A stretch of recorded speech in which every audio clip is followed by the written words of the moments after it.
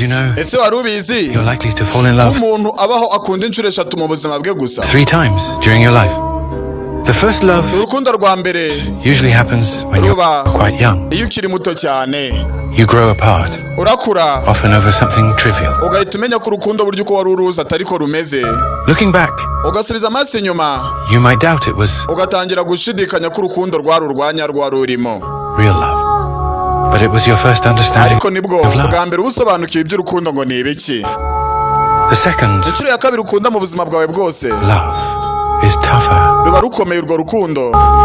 It's the one that teaches you. ni rwa rukundo rukwigisha ko It comes with pain, habaho uburibwe mu rukundo, burya urukundo rwose atari ibyishimo gusa, betrayal, and haba harimo kuhemukirwa Challenges. no guhangana.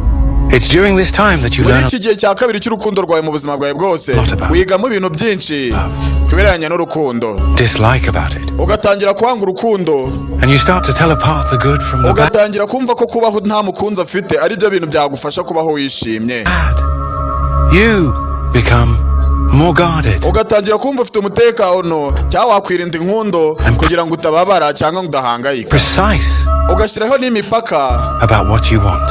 y'ibyo ushaka. Then comes the third love, none urukundo rwa gatatu umuntu agira mu buzima bwe the unexpected ni one. rwa rukundo rugutungura, It catches you off guard, rwa rundi rukuvana muri bwa bwirinzi bwose wari warishyiriyeho, breaking down any defenses you've put up. Suddenly you find ikibazo yourself deeply caring for birangira wisanze muri urwo rukundo someone in a way, kandi ukamukunda nta mipaka washyiramo no mu buryo utatekerezaga. and surprisingly, igitunguranye they might not even be your typical type. ushobora gusanga n'uwo muntu adateye cyangwa atameze nk'uko wifuzaga, Yet you find yourself completely ariko bikarangira enchanted usanze burundu waramukunze yaraguitwaye burundu, by them, seeing beauty in ukabona ubwo bwiza their flaws. ukabubona bitari mu isura ahubwo mu myitwarire n'utundi tuntu twe. You don't want to hide anything from nta kintu uba wumva wamuhisha, and envision a future together. ahubwo uba wumva mwagirana hazaza. This love urwo rukundo feels like a gift ruba rumeze nk'impano from the universe. iturutse mu ijuru. These are the 3 loves urwo nizo nkunda eshatu umuntu agira mu buzima bwe bwose. in life.